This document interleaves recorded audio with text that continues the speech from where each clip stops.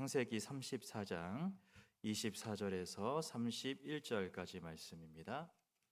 창세기 34장 24절에서 31절까지의 말씀입니다. 이 말씀 한 절씩 교독하겠습니다. 성문으로 출입하는 모든 자가 하몰과 그의 아들 세겜의 말을 듣고 성문으로 출입하는 그 모든 남자가 할례를 받으니라.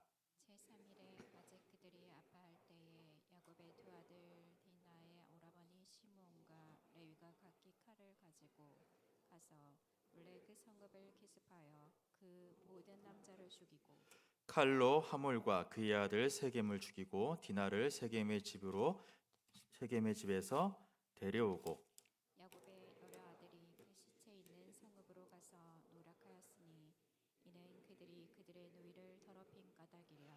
그들이 양과 소와 나귀와 그 성읍에 있는 것과 들에 있는 것과 그들의 모든 재물을 빼앗으며 그들의 자녀와 그들의 아내들을 사로잡고 집 속에 물건을 다 노략한지라. 야곱이 시므온과 레위에게 이르되 너희가 내게 화를 끼쳐 나로 하여금 이 땅의 주민 곧 가나안 족속과 브리스 족속에게 악취를 내게 하였도다. 나는 수가 적은즉 그들이 모여 나를 치고 나를 죽이리니 그러면 나와 내 집이 멸망하리라.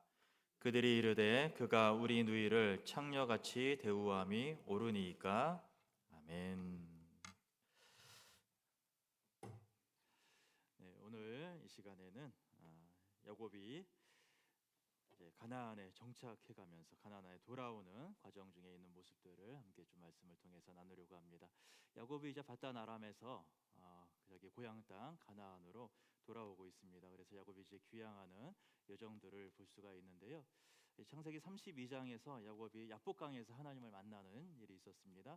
밤새도록 하나님과 씨름을 해서 하나님께서 야곱의 환도뼈를 쳐서 다리를 절개하시고 야곱에게 이스라엘이라는 새로운 이름과 새로운 정체성을 허락해 주셨어요.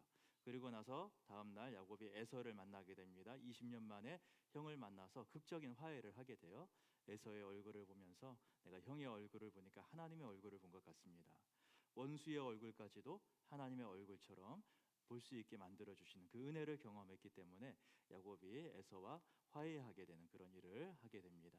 그리고 나서 야곱이 어디로 가냐면은 숫곳이라는 곳으로 가게 되고요. 그리고 나서는 세겜이라는 곳으로 가서 오늘 본문에서 읽은 그런 사건들을 만나게 됩니다. 근데 하나님께서 야곱에게 고향으로 돌아가라고 하셨을 때 이렇게 말씀하셨거든요. 창세기 31장 13절에 나오는 말씀 보면은 나는 어떤 하나님이라 베델의 하나님이라라고 말씀을 하셨어요. 야곱이 이제 바단 아람으로 갔을 때에 그 베델에서 돌베개를 베고 누워 잠을 자다가 그 꿈에서 야곱을 만나 주신 그 하나님, 그 베델의 하나님이다라고 야곱에게 이렇게 말씀을 하십니다. 그러면서 야곱이 그 베델에서 하나님께 서원하였던 것을 기억하게 하시면서 지금 일어나 이곳을 떠나서 외삼촌 라반의 집 이 바단 아람 이곳을 떠나서 내 출생지로 돌아가라, 너의 고향으로 돌아가라라고 하나님께서 명령을 하셨습니다. 이런 하나님의 명령을 받으면은 어디로 가야 하는 것입니까? 베델로 가야겠죠. 하나님께서 나는 베델의 하나님이다. 너의 고향으로 돌아가라. 네가 베델에서 나한테 서원했었다. 그렇게 말씀을 하신다라면은 야곱은 내가 베델로 가야 되겠구나라는 생각이 들어야만 했을 것 같아요. 근데 야곱이 베델로 갔습니까? 베델에 당장 가지 않습니다. 어디로 가냐면은 숫곳이라는 곳으로 가게 되는 거예요. 창세기 33장 17절 말씀입니다. 야곱이 숫곳에 이르렀어요. 거기에서 자기를 위하여서 뭐를 지었어요? 집을 지었어요. 그리고 또 그의 가축을 위해서 뭐를 만들어요? 우릿간을 지었습니다. 그래서 그 땅 이름을 숫곳이라고 불렀다. 이 우릿간, 가축을 위해서 칸칸칸 있는 방을 만든 것, 그것을 이제 히브리어로 숫곳이라고 하는데, 그래서 이제 가축을 위한 우릿간을 만들었기 때문에 이것을 숫곳이라고 불렀다, 그렇게 이제 말씀을 하는 것입니다. 여기다 집도 짓고 가축을 위한 그런 축사 같은 것도 만들고, 이렇다라는 것은 야곱에게 지금 어떤 생각이 있다라는 것입니까? 내가 여기를 금방 떠나야 되겠다, 그런 생각 갖고 있습니까? 아니면 여기서 좀 오래 있어야 되겠다, 어떤 생각입니까? 여기서 머물겠다라는 거예요. 여기서 내가 좀 자리 좀 잡고 오래 있어야 되겠다라는 생각을 갖고 숫곳에다가 집도 짓고 우릿간도 만들었습니다. 하나님께서는 야곱에게 베델로 가라라고 말씀하셨는데 야곱은 지금 베델로 갈 생각이 별로 없는 것 같아요. 이 숲곳에서 야곱이 얼마나 오래 머물렀는지 모르겠는데 뭐 베델로 가는 도중에 계속 이동할 수는 없으니까 잠깐 좀 일정 기간 머무를 수는 있겠다라는 생각도 듭니다. 그런데 다음 행선지를 보게 되면은 정말 야곱이 베델로 갈 생각이 아예 없었구나라는 것을 확실하게 알 수가 있습니다. 이 숲곳에서 다음에 갔던 곳이 야곱이 세겜이라는 곳으로 이동을 하게 됩니다. 이 이스라엘 땅 지도를 놓고 보게 되면은 야곱이 하나님을 만나서 씨름했던 야복강가 브니엘이 이곳에 있다면은 숲곳은 이쪽에 있는 곳입니다. 이곳은 뭐 모축지가 넓게 펼쳐져 있어서 가축을 치기에 좋은 곳이었다 그래요. 그래서 이 숲곳에서 이렇게 좀 머물렀던 것 같아요. 그리고 나서 요단강을 건너가서 베델로 가려면 이렇게 밑으로 내려가야만 됐어요. 그런데 베델로 가지 않고 세겜이라는 곳으로 갑니다. 베델하고는 완전히 방향이 달라요. 저 세겜이라는 곳으로 가게 되는데 이 세겜이라는 곳에 가서 야곱이 무엇을 하느냐? 33장 18절에서 20절 말씀을 같이 읽어볼까요? 야곱이 밧다라람에서부터 평안히 가나안 땅 세겜 성읍에 이르러 그 성읍 앞에 장막을 치고 그가 장막을 친 밭을 세겜의 아버지 하몰의 아들들의 손에서 백크시타에 샀으며 거기에 제단을 쌓고 그 이름을 엘 엘로헤 이스라엘이라 불렀더라. 야곱이 이 숲곳을 떠나서 또 세겜이라는 곳에 이르게 됩니다. 근데 세겜이라는 성읍 근처에 이르러서 거기서 장막을 치고 그리고 장막 친 밭을 어떻게 했다고요? 샀습니다. 예, 세겜의 아버지 하몰, 그 세겜 지역의 추장이었던 하몰이라는 사람에서부터 밭을 샀어요. 백크시타라는 금액을 주고 세겜 땅을 야곱이 사게 됐던 거예요. 창세기에서 이 아브라함, 이삭, 야곱 이야기가 쭉 나올 때에 가나안 지역에 있는 땅을 돈 주고 산 경우가 딱 두 경우가 있습니다.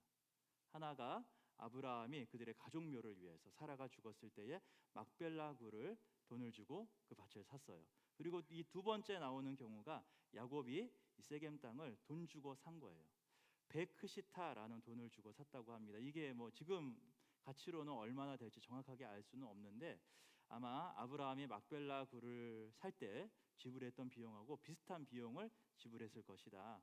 성경학자들은 그렇게 추측을 합니다. 상당한 금액을 지불을 했을 거예요. 지금 우리나라 돈으로는 한 몇 억 정도 되는 그런 상당한 액수를 지불을 하고 이 밭을 샀을 것이다라고 그렇게 추정이 됩니다. 이만큼 많은 돈을 주고 이 땅을 샀다라는 것은 어떤 얘기입니까? 여기에 눌러 앉겠다라는 얘기입니다. 여기에 눌러 앉아서 내가 계속 여기서 살겠다. 그런 의도를 갖고 이 야곱이 세겜 땅에 도착하게 됐었던 거예요. 이 아브라함이 막벨라 굴을 샀던 거하고 야곱이 이 세겜 땅을 샀던 거하고는 성격이 완전히 달라요. 아브라함이 막벨라 굴을 샀던 것은 무엇을 위해 샀습니까? 거기 눌러 앉아 살려고 산 게 아니에요. 가족 묘지를 위해서 사라가 죽었기 때문에 사라를 장사 지낼 묘지를 위해서 그 막벨라 굴을 샀던 거예요. 그러면서 하나님께서 우리 후손들에게 이 땅을 주실 것이다. 거기에 대한 약속의 증표로서 그 막벨라 굴을 샀던 거예요. 근데 야곱은 완전히 정반대였어요. 야곱은 자기가 여기에서 터잡고 눌러 앉아 살려고 그렇게 이 세겜 땅을 산 것입니다. 세상이 주는 안정, 세상이 주는 풍요로움 그런 것에 마음을 뺏겨서 이 세겜 땅에 주저앉으려고 하는 그런 야곱의 모습을 볼 수가 있는 것이죠. 이런 야곱의 모습 보면은 좀 이해가 안 되기도 합니다. 야곱이 하나님을 만났잖아요. 야복강에서 하나님과 밤새도록 씨름을 하고 하나님으로부터 이름도 받았습니다. 이스라엘이다. 이제 너는 이스라엘이다. 새로운 정체성, 새로운 이름을 받아서 새롭게 시작을 하게 됐습니다. 그런데 그리고 나서 이 세겜 땅에 가서는 하나님을 위해서 제단도 쌓아요. 엘 엘로헤 이스라엘. 이 이스라엘의 하나님 이스라엘의 하나님 이런 이름을 붙여서 제단까지 쌓고 하나님을 경외하는 모습을 보이기도 합니다. 그런데 야곱은 여전히 아직은 부족하고 연약한 모습을 보이고 있다라는 것입니다. 야곱의 영적인 여정이 아직도 진행 중이에요. 이 영적인 여정이 끝나지를 않았습니다. 아직 야곱이 완성에 이른 것이 아니고 조금씩 하나님의 손에 의해서 다듬어져 나가고 깎여 나가면서 조금씩 변화되는 과정을 아직도 거쳐야 한다라는 것을 우리가 볼 수가 있다라는 것입니다. 한 사람이 하나님 앞에서 온전하게 변화되기까지는 어느 정도의 시간이 필요할까요? 우리가 어느 때쯤 되면은 이 신앙이 완숙하고 완전한 경지에 도달할 수가 있겠습니까? 네, 죽을 때까지 계속 해야 될 것 같습니다. 우리가 살아있는 동안에 이 정도면 됐다, 이쯤 하면 완성되었다라고 말할 수는 없을 것 같아요. 이 당시 야곱의 나이가 적지는 않았을 것입니다. 이 야곱이 이 숙곡과 세겜에서 머물렀던 기간이 짧은 기간은 아니었을 거예요. 왜냐하면은 이 세겜 땅에서 야곱의 딸 디나가 성폭행당하는 그런 끔찍한 일을 겪게 됩니다. 그렇다라는 것은 이 디나가 거의 이제 성인이 되었다라는 것을 알려주죠. 밧다람을 떠날 때에 이 디나는 어린 아이였어요. 그때 요셉이 태어나기 바로 전에 태어난 아이가 디나였거든요. 그렇기 때문에 가장 막내뚱이었습니다. 그런데 이 아이가 자라서 거의 성년에 이를 때까지의 시간, 꽤 오랜 시간을 야곱은 이 숫곳과 세겜이라는 곳에서 보내었을 거예요. 그런 오랜 시간을 거쳐 오면서도 여전히 야곱은 영적인 여정을 진행 중에 있는 거예요. 아직 완성에 이르지 못하고 아직 불완전한 그런 모습을 보이고 있는 것입니다. 이것이 언제까지 가는 거라고요? 죽을 때까지. 야곱이 몇 살에 죽었습니까? 야곱이 130세에 요셉이 있는 애굽으로 가서 요셉과 17년 동안 같이 있다가 147세에 죽었습니다. 오래 살았죠? 147세에 죽었어요. 그런데 그때까지도 야곱은 끊임없이 하나님 앞에서 깎여 나가고 부족한 모습을 채워가면서 변화되어가는 삶을 살고 있었다라는 것입니다. 여기에 130세 되신 분이 혹시 계십니까? 네. 안 계시죠? 네. 그렇다면 우리는 이쯤에서 됐다, 이렇게 멈출 수 없을 것 같습니다. 이 정도면 충분하다, 그런 것은 없을 것 같아요. 예. 혹시 130 넘으시면 괜찮을 것 같은데, 그렇지 못한다라면은 우리는 평생 동안 죽을 때까지 계속해서 변화되고 깎여 나가고 계속해서 하나님 앞에서 완전함을 향해 나아가는 그 걸음들을 걸어가야 할 줄로 믿습니다. 그리고 끊임없이 십자가를 향해 가는 길을 멈추어서는 안 되는 것입니다. 이쯤 하면 됐다, 이런 말이지 하면 안 되는 거예요. 예. 이 나이에 뭘 더해 그런 말씀 하시면 안 되는 겁니다. 제가 참 감사하는 것은 지금 이 자리에 우리 은퇴 장로님들도 계시고 은퇴 권사님들도 계시고 저희 아버지 어머니 뻘 되시는 분들이 계신데, 이렇게 말씀을 사모해서 함께 모여서 말씀을 듣고 함께 기도하는 이 자리 가운데 빠지지 않고 오시는 것이 얼마나 감사한지 모릅니다. 하나님께서 우리들을 이렇게 계속해서 다듬어 가실 줄로 믿습니다. 그래서 마지막엔 언제까지? 죽을 때까지, 관 속에 들어갈 때까지, 그때까지도 우리는 계속해서 변화의 삶을 살아갈 줄로 믿습니다. 그때까지도, 이 죽을 때까지도 우리의 이 연약한 습성이 완전히 다 고쳐지지 않기 때문에 하나님께서 우리들을 생명을 거두어 가시고, 그래서 죽음에 이르게 하시고, 마침내 그때서야 우리가 예수님의 십자가 앞에서 그 십자가를 넘어 부활의 영광 가운데로 이르게 하실 줄로 믿습니다. 그래서 우리가 평생을 다하여서 우리의 숨이 끊어지는 그날까지 하나님 앞에서 변화되고 성장해 나가고 성숙을 향해 나아갈 수 있는 그런 걸음들을 걸어갈 수 있는 우리 모두가 되었으면 좋겠습니다. 우리는 꼭 기억해야만 돼요. 우리가 걸어가는 길이 어떤 길이다? 십자가의 길이다 라는 것을 기억을 해야만 합니다. 평생 가더라도 우리는 그 십자가에 도달하지 못할 것이기 때문에 마침내 이 육신의 생명이 다 끝나고 죽음에 이르러서 십자가에 못 박히신 예수님을 만나서 십자가를 넘어 부활까지 이르를 수 있는 우리 모두가 되었으면 좋겠습니다. 이렇게 변화되어가는 모습을, 그 희망을 우리에게 보여주는 말씀이 창세기 34장에 나오는 이 디나와 관련된 사건이라고 할 수가 있습니다. 이 창세기 34장에 보게 되면은 야곱 가정에 좀 불행한 일, 안타까운 일이 닥치게 됩니다. 야곱에게는 딸이 있었어요. 레아가 야곱에게 낳은 딸 디나가 있었습니다. 디나가 이 세겜 땅에 있는 다른 딸들, 다른 여자들은 어떻게 살아가나 궁금해서 보려고 세겜에 갔습니다. 그 성에 갔어요. 놀러 간 거죠. 놀러 갔는데 거기에서 아주 끔찍한 일을 당하게 됩니다. 히비 족속 중 하몰의 아들 그 땅의 주장 세겜이 그를 보고 끌어들여 강간하여 욕되게 하였다. 이 디나가 성폭행을 당하는 안타까운 일을 겪게 됩니다. 고대 시절에 이런 일이 일어나는 것은 피해 복수를 이루는 일이었어요. 가문의 명예를 실추시키는 일이다 해서 복수해도 무방한 일이었습니다.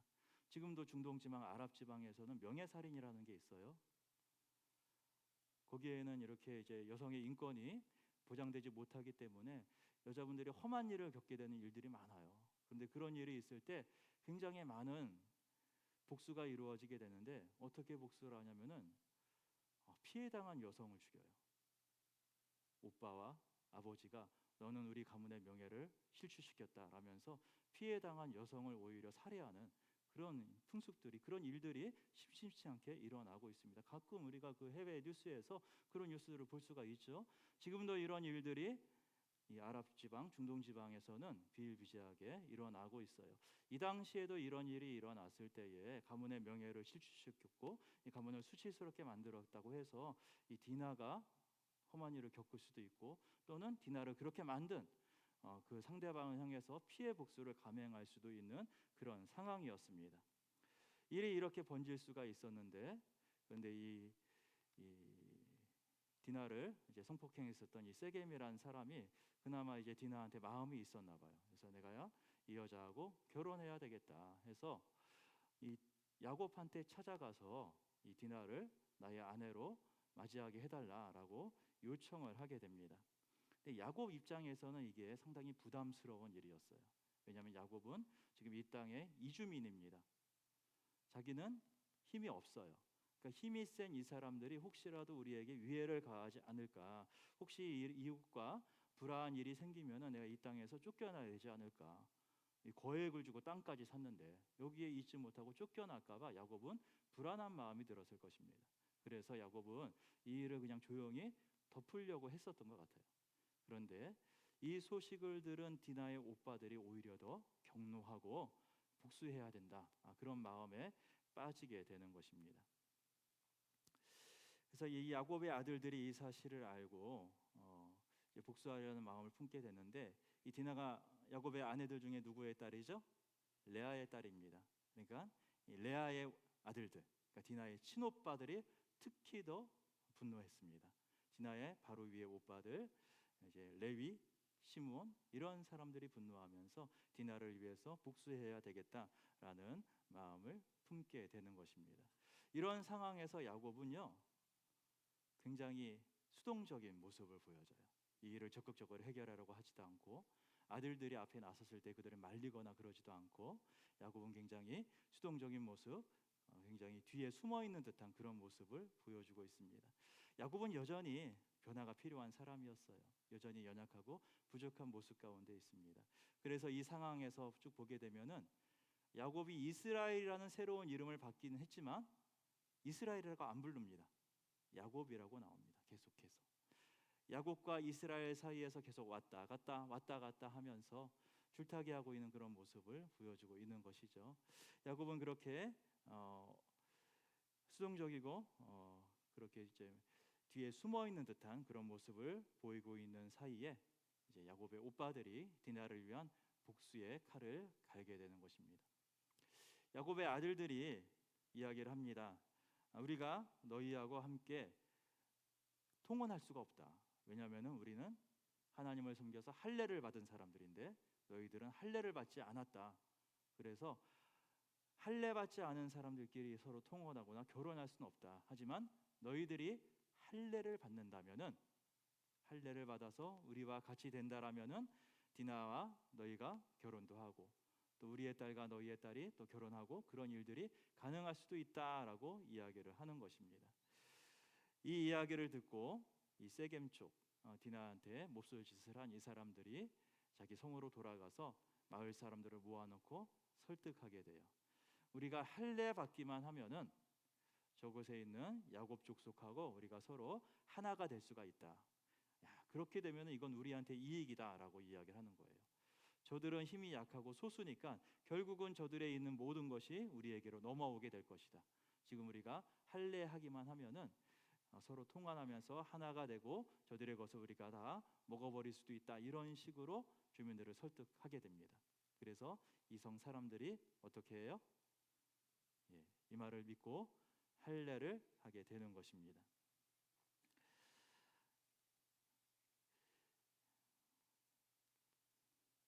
이 할례가 뭔지 아시죠? 네, 예, 요즘으로 치면 이제 포경 수술 받는 건데, 네, 뭐 이제 제가 뭐 굳이 설명하지 않아도 이거 되게 힘든 일이라는 거는 아마 다 아실 것 같습니다. 네, 굉장히 고통스럽고 아프고, 그리고 이거 할례를 받게 되면은 당분간 좀 걷기가 되게 힘들어요. 거동이 굉장히 어려운 상황입니다. 그런 상황 속에서 이 세겜 족속들이 할례를 받고 거동하지 못하고 어려워하고 있을 때, 그때 야곱의 오빠들이 보복하기 시작하는 것이죠. 우리 25절에서 27절 같이 읽습니다. 제3일에 아직 그들이 아파할 때에 야곱의 두 아들 디나의 오라버니 시므온과 레이가 각기 칼을 가지고 가서 몰래 그 성읍을 기습하여 그 모든 남자를 죽이고 칼로 하물과 그의 아들 세겜을 죽이고 디나를 세겜의 집에서 데려오고 야곱의 여러 아들이 그 시체 있는 성읍으로 가서 노략하였으니 이는 그들이 그들의 누이를 더럽힌 까닭이라. 할례를 받고 제3일째 됐을 때, 가장 고통스럽고 아프고 거동이 가장 힘들었을 때, 그때 야곱의 아들들 중에서 2명 시므온과 레위가 칼을 들고 가서 그곳에 있는 모든 남자들을 다 죽였습니다. 이 할례 받고 거동하기 어렵고 힘든 상황에 있는 사람들, 무방비로 있는 사람들을 남김없이 모든 남자들을 다 죽였어요. 그리고 나서는 야곱의 또 다른 아들들이 그 시체만 있는 성에 가서 이 성을 누락해고 좋은 것들 다 훔쳐왔습니다. 이런 일들을 벌이게 되었어요. 이 시므온과 레이가 이 디나를 위해서, 자기의 여동생 디나가 이렇게 끔찍한 일을 당했으니까 그것을 위해서 보복하기 위해서 이런 일을 벌인 것인데, 그런데 이 보복은 도가 지나쳤죠. 이거는 너무 잔인하고 끔찍한 일이었어요. 사실 이제 율법에서도 그러지 않습니까? 눈에는 눈, 이에는 이예요. 이 율법에서 그런 보복의 한계를 정한 것은, 이 보복한다는 것은 항상 자기의 감정으로 내가 당한 피해보다도 더 많은 것을 갚으려고 하는 사람들의 성향이 있기 때문에 그것을 제어하기 위해서 그 보복의 상한선을 정한 거예요. 이 시므온과 레이가 했던 일은 이 율법이 정한 기준보다도 훨씬 초과해서 훨씬 더 끔찍한 보복을 가한 것입니다. 그 성에 있는 모든 남자들을 다 죽여버린 아주 과한 처사이고 잔혹한 범죄 행위라고 할 수가 있습니다. 보복을 넘어서는 대량 살상 행위, 학살 행위라고 할 만한 끔찍한 범죄를 저질렀던 거예요. 무엇보다도 할례가 보복을 위한 도구로 사용되었어요. 할례는 하나님 백성의 상징이잖아요. 내가 하나님의 백성이다, 하나님께 속한 자다라는 것을 상징하는 표시인데, 그래서 거룩한 백성의 표시인데, 이 할례를 다른 사람들을 살해하고 다른 사람들에게 보복하기 위한 수단으로 사용했다라는 거, 이거는 너무도 끔찍하고 변명할 수 없는 죄악이라고 할 수가 있습니다. 요즘 우리가 이제 느낄 수 있는 식으로 표현하자면 이럴 것 같아요. 다른 사람들한테 십자가를 선물하는 거예요. 근데 십자가에다가 폭탄을 붙여서 선물하는 거예요. 그런 거와 똑같은 것입니다. 이거는 도저히 용납할 수가 없는 그런 끔찍한 범죄를 이 시므온과 레이가 저질렀다라는 것입니다. 야곱 입장에서도 이건 너무 큰 충격이었어요. 그래서 이 일을 저지른 시므온과 레이를 막 나무라잖아요. 지금 악취가 나게 만들어서 내가 이 사람들로부터 더 이상 있을 수 없게 만들었다라면서 시므온과 레이를 나무랍니다. 근데 시므온과 레이도 앉아요. 우리 여동생을 이렇게 대했는데 창녀처럼 대하는 것이 합당하냐 라면서 야곱한테 대들고 서로 싸우고 그런 일들이 일어나게 됩니다. 야곱이 이 일이 굉장히 충격에 남아서 그의 가슴속에 깊이 새겨졌던 일인 것 같아요. 그래서 야곱이 창세기 49장에서 그가 죽기 전에 그의 아들들을 한 사람 한 사람 축복하고 그들의 앞길을 예언하는 말을 하게 되는데, 시므온과 레위에 대해서는 이렇게 말을 남겼습니다. 우리 함께 읽어보겠습니다. 시므온과 레위는 형제요, 그들의 칼은 폭력의 도구로다. 내 호나 그들의 모의에 상관하지 말지어다. 내 영광아 그들의 집회에 참여하지 말지어다. 그들이 그들의 분노대로 사람을 죽이고 그들의 혈기대로 수의 발목 힘줄을 끊었음이로다. 야곱이 시므온과 레위에 대해서 이건 뭐 축복도 아니고 거의 저주와 다름없는 말을 남겼었다라는 것입니다. 그만큼 야곱이 굉장히 힘들어하고 견디기 어려웠었던 사건이 이 시므온과 레위가 저질렀던 범죄라고 할 수가 있습니다. 이 시므온과 레위는 아주 잔혹한 피해 복수를 저질렀었던 범죄자입니다. 그런데 이 성경의 역사 속에서 하나님께서 이 사람들을 나중에는 너무도 귀하게 아름다운 하나님의 도구로 사용하시는, 이들을 변화시키는 은혜를 보여주고 있다라는 것입니다. 이 시므온과 레위가 어떻게 변화되었는지 좀 확인해 볼 텐데요. 먼저 레위에 대한 이야기입니다. 우리 민수기 3장 6절부터 9절 함께 읽습니다. 레위 지파는 나아가 제사장 아론 앞에 서서 그에게 시종하게 하라. 그들이 회막 앞에서 아론의 직무와 온 회중의 직무를 위하여 회막에서 심우하되 곧 회막의 모든 기구를 맡아 지키며 이스라엘 자손의 직무를 위하여 성막에서 심우할지니 너는 레위인을 아론과 그의 아들들에게 맡기라. 그들은 이스라엘 자손 중에서 아론에게 온전히 맡겨진 자들이니라. 레위 지파가 나중에 어떤 사람들이 됩니까? 이 사람들은 성막을 섬기는 사람이 돼요. 레위의 후손들이 그 칼을 가지고 피해 복수를 감행했었던 그 레위의 후손들이 하나님의 성막에서 하나님을 섬기고 하나님 앞에 예배하는 귀한 봉사자들로 하나님께서 선택하셨다라는 것입니다. 제사장들 역시 다 레위 지파였죠.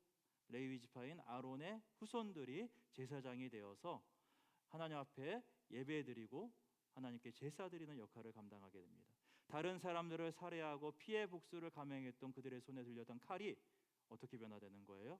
하나님께 예배하고 하나님을 위해서 제사를 드리는 그런 칼로 변화되는 은혜를 하나님께서 베풀어 주셨다라는 것입니다.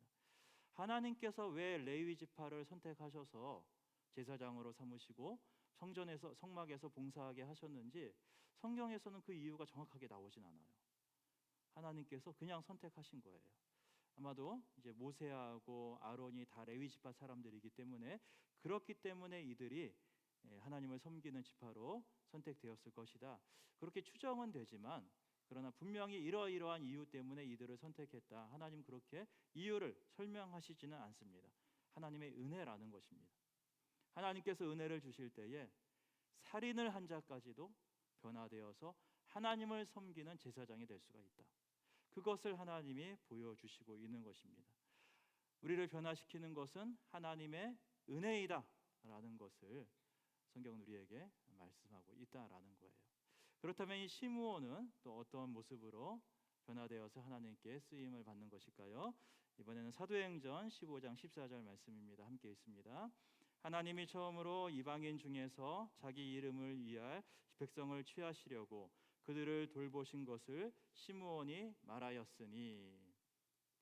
이 사도행전 15장은 예루살렘에서 온 교회 지도자들이 모여서 회의를 벌였던 내용입니다. 이방인들이 율법을 지키게 할 것이냐 말 것이냐 여기에 대한 회의를 벌였어요.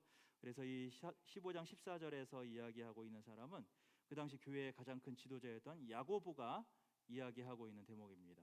야고보가 말할 때에 자기 앞서서 시므온이라는 사람이 먼저 이야기를 했다라고 이야기를 하고 있는 거예요. 시므온이 말하였으니. 여기서 말하는 시므온이 누구일까요? 베드로입니다. 사도행전 15장에 나오는 말씀 보면은 야고보가 이러이러한 얘기를 정리해서 결론을 내기 전에 베드로가 먼저 발언을 하는 내용들이 나와 있어요. 베드로가 하나님께서 이방인들에게 성령도 부어주시고 저들이 예수님을 믿게 하셨다. 그런 내용을 베드로가 먼저 이야기를 했어요. 그러니까 베드로가 먼저 이렇게 말하였다라는 것을 뒤이어서 야고보가 이야기하면서 시므온이 이런 얘기를 했다라고 이야기하고 있는 것입니다. 그러니까 베드로의 다른 이름이 무엇이었던 거예요? 시므온이 베드로의 다른 이름이다라는 것입니다. 그래서 시몬 베드로라고 하는 이름인데 이 베드로라는 사람 역시 칼을 의지했던 사람입니다. 그렇지 않습니까? 예수님께서 겟세마네 동산에서 체포당하실 때에 그때 제자 중 유일하게 칼 들고 싸운 사람이 있습니다. 누굽니까? 베드로입니다. 베드로가 칼을 뽑아들고 싸우려고 했어요. 그래서 그들 잡으러 왔던 사람 중에 한 사람은 귀도 잘라내고 베드로가 그런 일을 벌이기도 했었습니다. 근데 그때 예수님이 뭐라고 말씀하십니까? 칼을 집어넣으라고 하시죠. 칼로 일어난 자는 칼로 망할 것이다 말씀하시면서 베드로의 손에서 칼을 내려놓게 만들어셨어요. 이랬던 베드로가 정말로 그 칼을 다 내려놓은 거예요. 그 칼을 다 내려놓고 어떤 사람이 됐습니까?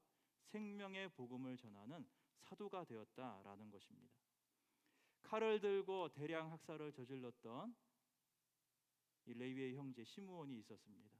그 시므온과 똑같은 이름을 가지고 있었던 베드로 역시 칼을 들고 그 칼을 휘둘리려고 했었던 사람이었어요.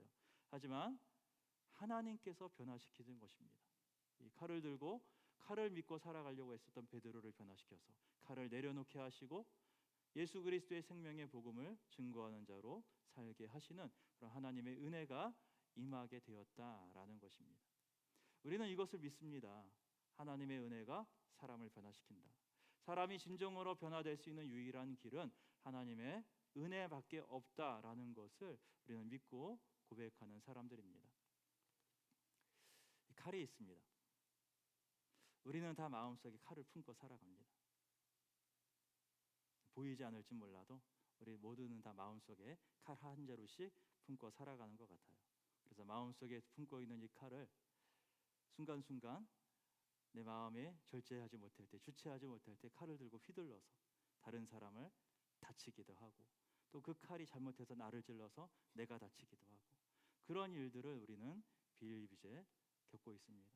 우리는 다 시므온 같고 레위 같은 그런 잔혹한 성품을 갖고 있는 불완전한 존재들이다라는 것이죠.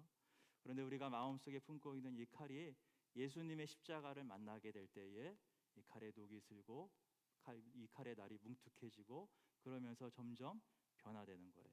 그래서 가장 이쪽에 이 예리하고 날카로웠던 칼이 예수님의 십자가를 만나 조금씩 녹슬고 변화되어서 제일 마지막에는 저 칼이 어떤 모양이 되는 거예요? 십자가가 되는 거예요. 무엇이 우리를 이렇게 변화시킵니까? 예수님의 은혜. 우리를 품어주시고 용서하시고 사랑하시는 그 예수님의 은혜만이 우리를 이렇게 변화시켜 주실 줄로 믿습니다. 우리가 이 은혜를 누려갈 수 있기를 바랍니다. 우리는 모두가 다 시므온 같은 사람들, 레위 같은 사람들, 가슴속에 칼을 품고 살아가는 사람들입니다. 우리 십자가를 만나서 우리가 품고 있는 이 칼에 녹이 슬고 칼날이 무디어지고, 그래서 이 칼을 맨손으로 잡아도 다치지 않고 이 칼을 높이 들고 예수님의 십자가로 변화된 칼을 높이 들고 십자가 앞으로 나아가서 항상 그 십자가와 동행할 수 있는 오늘 우리들의 삶이 되실 수 있기를 주님의 이름으로 축복합니다. 살아계신 아버지 하나님, 우리가 예수님의 십자가를 만나 우리 마음속에 품고 있는 칼이 녹슬고 무뎌지게 하여 주시옵소서. 하나님, 우리들은 모두가 다 시므온 같은 사람들, 레위 같은 악하고 잔혹한 존재들입니다. 하나님, 이런 악한 우리들이 예수님의 십자가 앞에서 온전하게 새로워지게 하시고 온전하게 변화되어서 주님의 십자가만을 붙들고 나아갈 수 있는 복된 인생 되게 하여 주시옵소서. 예수님의 이름으로 기도드리옵나이다. 아멘.